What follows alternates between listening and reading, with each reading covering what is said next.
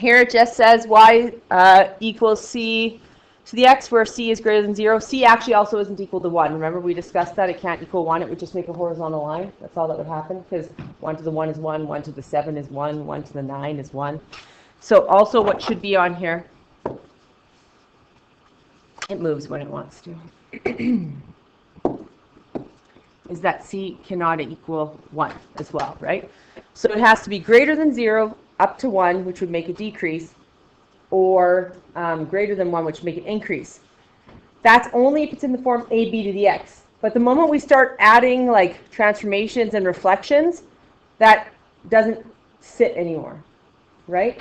Like b greater than 1 is normally an increasing. That's in the ab to the x form. But if I put a negative 1 in front of the x, it's a reflection in the y, so now it's decreasing, right? So it can flip it completely. So the transformations take all the rules from yesterday and toss.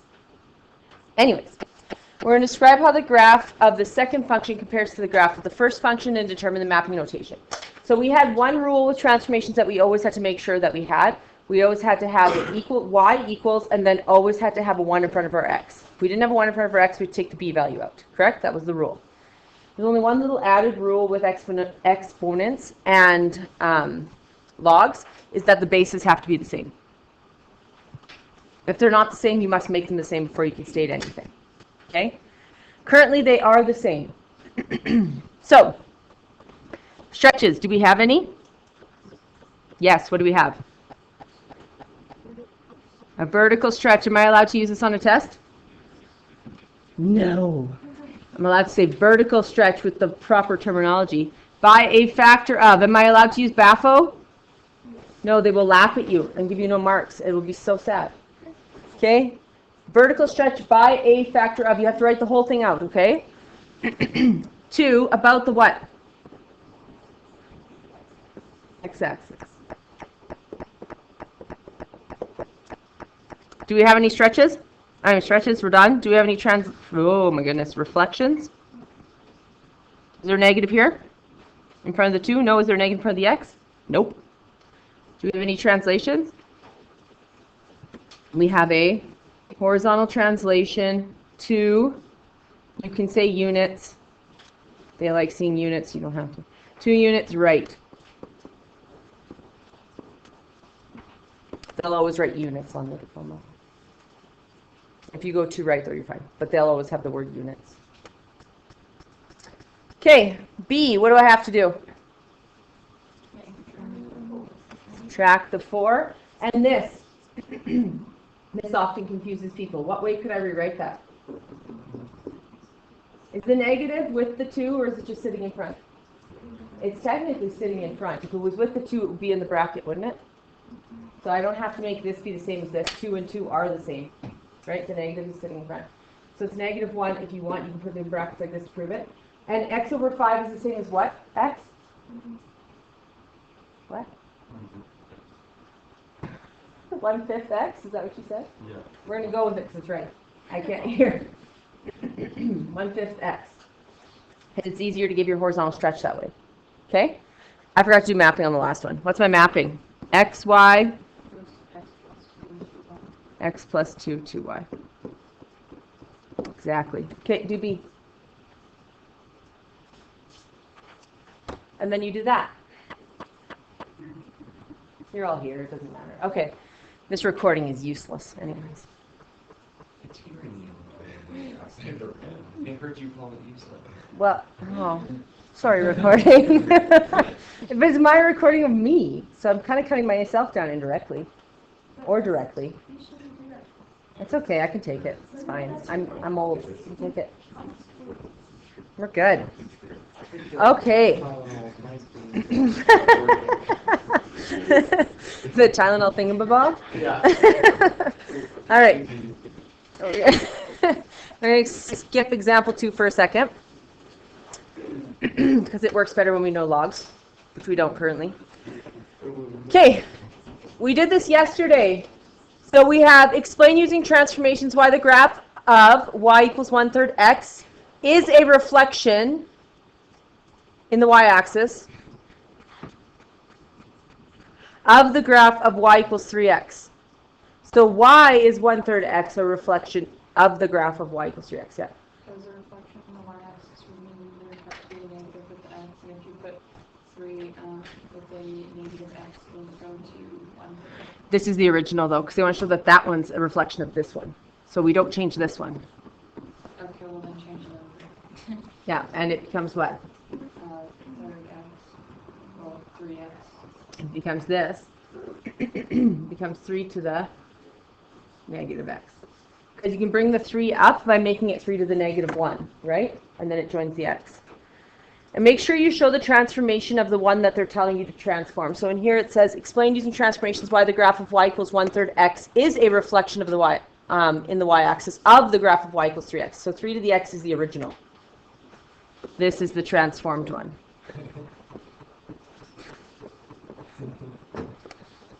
And you're going to have to explain. When it says explain, you actually have to explain why it does what it does. So you'd have to say 1/3 is equivalent to 3 to the negative 1. Nope, we're not done. 1/3 is equivalent to 3 to the negative 1, and then the negative 1 due to exponent rules will join the x.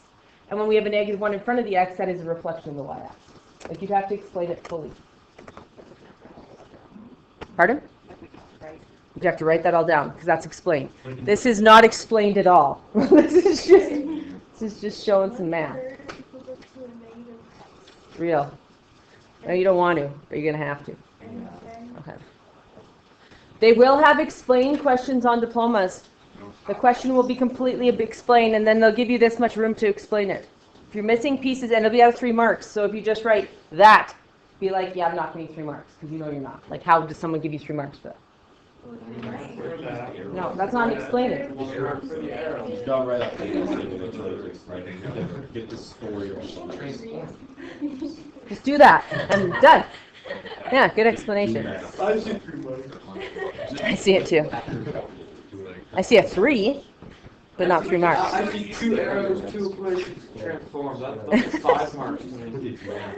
Right, extra, bonus marks. Okay, example 4. Example 4 says, describe how the graph of the second function compares to the graph of the first function. I want you to describe and state the mapping. Go. Describe is SRT, and state the map. So, everything's on one side, and our x technically has a negative 1 in front of it, but it doesn't have a transformation, so that's fine, right? Do I have any stretches? The 10s are nothings. Those are compared. Good, great. Do I have any stretches? Nada. Do I have any reflections? Yada. What do I have? A reflection in the y-axis because it's with the x. Do I have any transformations? Or translations, I mean, sorry. Vertical translation, 3 units down. Yep. Oh, it doesn't matter. As long as you have 3 in a form that they can read, they're happy. Okay, mapping x, y. If your 3 is spelt 2, you're in trouble. That's all I have to say. Okay, x is negative x and y is minus 3. Okay, what's the problem with this one? They don't have a common base. This one's 2. This one is the same as 5, 2 to the negative 3x. So do I have stretches? Yeah, I have a vertical stretch by a factor of 5 about the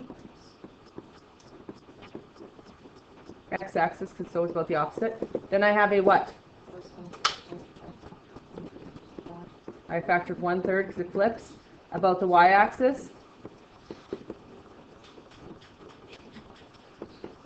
And then I have a reflection in the y-axis.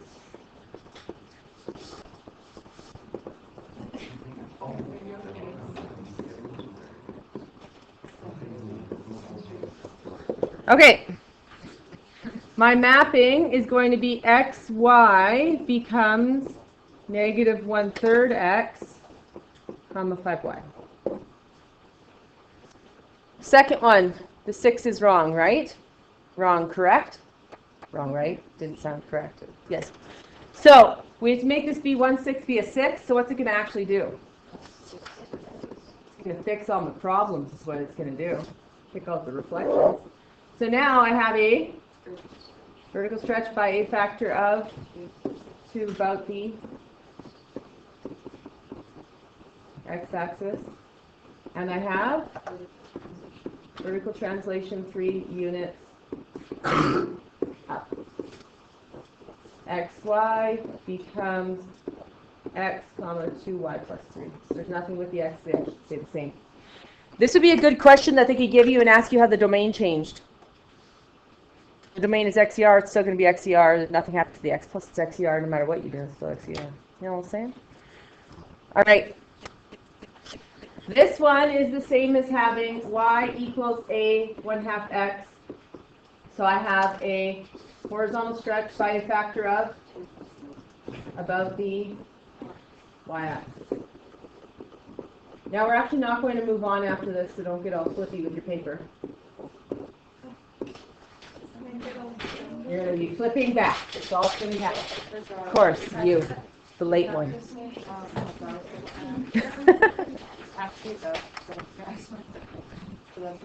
For which? About. It should be about.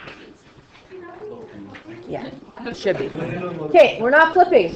What I told you we're going to do is it's a little bit more. What I want you to do is discuss with me what is the domain of an exponential function. X down to the reals. This way, or flipped like this way, or this way. I feel like I'm flying, but I don't like heights. It would be the worst gift to give me. I just want a gift of like seeing me to the. No, I wouldn't want that. I don't want any gifts. I want to just keep where I am. Good sleep. No, good sleep. The kid tapped my foot this morning. I just took one of these. And I was like, oh dang, it's not a dream. She's really there. So I had to help her. Okay, so XER, XER, XER, XER. I've never done that before, but yeah. So many, right? So it doesn't matter what I do to these. What's the domain of an exponential function going to be? XER, unless for some unknown reason they ask you like a word problem or something, then that could limit your domain because it talked about time. Let's say it would have to be greater than or equal to 0. Let's pretend. But we're not going to do that, but just saying. Now, range. Yesterday, what was our range? Y is greater than 0. I was prepared, see? Look how that's going to turn to a heart, because you're also smart. Okay, it's greater than 0, because what's the horizontal translation yesterday? I don't know why I said horizontal translation. I went to say horizontal asymptote, but I went with translation because we were doing that. What is the horizontal asymptote of yesterday? Y equals 0 was our problem, correct? What did we discuss yesterday was the only thing that could move it? Vertical translation, we agree? So we actually said yesterday that, I'm going to write this up here, my horizontal asymptote is always for exponentials, y equals my vertical translation. That's it, correct? Okay, let's state the asymptotes follow these. So this is the horizontal asymptote. Can I write HA on a test? No, what is the only short form I can use? LS and RS. If you use anything else, stop it. That's it, okay? So horizontal asymptote is y equals what? -3. Okay? The horizontal asymptote of this one? Y equals 0. The horizontal asymptote of this baby? Y equals 3. It's always based off my vertical translation. And then this one, my horizontal asymptote is y equals 0. So 3 plus 0 is that. Yeah? Good. Yeah, Sven. Okay. So, greater than 0 is normally where the graph sits, correct? Boom, boom. Boom, boom. If it's a vertical translation up or down, it's still greater than 2, greater than 5. Boom, boom. What's the only time it drops my range to be like that? A reflection in the X. I have to fold, right? Reflection in the X. That's the only way I can go down. The only way I can bounce. The only way I can bow. That was not bounce. I ain't bouncing. I don't even know what that is. Bow. Is it goes reflected in the X. When you reflect in the X, where's the negative? With the Y. So, our range is really easy to do for an exponential, even if I give you variables, which I'm going to do in a second. Because you know that the number that is going to be on the range is going to be a vertical translation, right? Because it's based off your asymptote. And then if there's a reflection in front of your front number, so you have a reflection in the x-axis, will it be less than? If there's no negative, no reflection in the x-axis, it's greater. That's it. So, does this one have a reflection in the x-axis? No, it has trickery. It'll give you a negative here, and then you guys are going to want to flip it. But the negative just makes it like either this way or this way, correct? But it doesn't change that it's below or above a certain horizontal asymptote. So, there's no reflection, so my range is going to be y such that y is what? Negative 3. Greater than negative 3. Y in set notation. We'll do this one in interval. So I know it has to be 0. Is there a reflection here? Is there a reflection? No, so it's going to have to be greater than 0, correct? How do we do that in interval notation? 0 round bracket to infinity round bracket. Because it doesn't equal 0. We'll do the next one in set. Is there a negative in front? Is there a negative here? No. So it's going to be y such that y is greater than 3, y. This one, is there a negative in front? No. So it's going to be 0 to infinity. Now I'm going to give you one with variables, which that was the biggest change I found in university. I used to always be given stuff with numbers, and then I went to university, and then they would teach me everything with variables. And then they're like, it works for everything if I use variables. And I'd be like, it works for nothing in my brain. I have no idea what you just did. So what I'm trying to do for you guys, for the most part, is trying to get you guys used to seeing variables so that when you go there, it's not a big jump like it was for my program. It was painful. But I just had to go home and reteach myself all my lessons. It was fine. Okay, say I give you this. Y equals negative, sorry, I have to give you an original equation. Y equals c to the x is going to be the original, and it's transformed to y equals negative a c to the negative 3x plus e minus d. Where a, c, e, and d are elements of the natural numbers. I see what you didn't. Yeah, we're going to get there. I want the domain of this. It's XER. It's an exponential function. It's XER. Done. If they ask me for the domain, you should throw a little party in your head. But a lot of people think it must be harder. So then they start searching for things. The domain is XER. What's the range?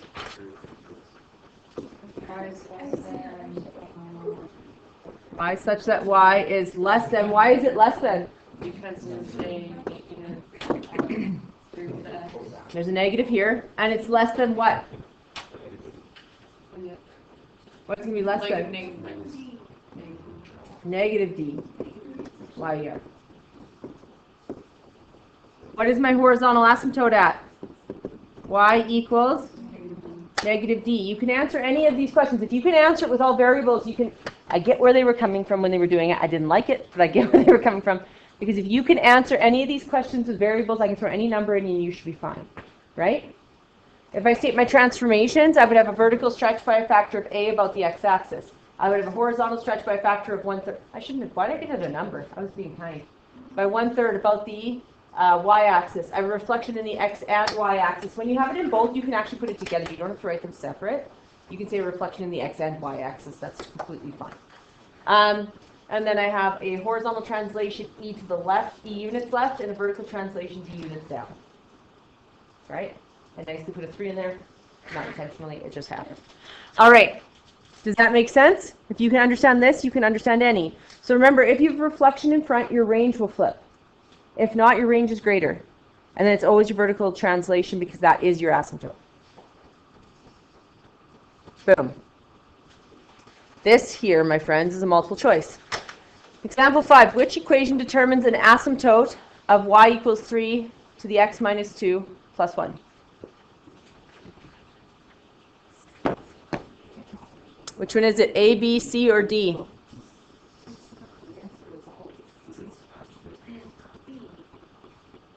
We are narrowing it down. What is it actually? This is what I need. And then I feel whether which one's warmer. And sometimes worse. Okay, it's just based off of the vertical translation, which is what? It is 1. Whoa! And one's warmer!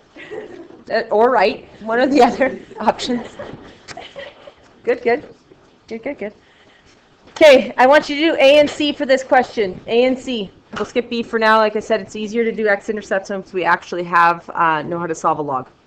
So you're doing A and C. Okay, what's the domain of every exponential function? XER. I'm going to do interval notation because I didn't on the other one. I love that. Okay, what's your range? Y is greater than 3. Oh, I went to go do, yep. Yeah. And they can ask either form. This is interval. The other one is set because it says the set of. When you do that squiggly bracket, you're writing the set of, which is set notation, right? Okay. The equations of the asymptotes of the graph of the function. It's a horizontal asymptote at what?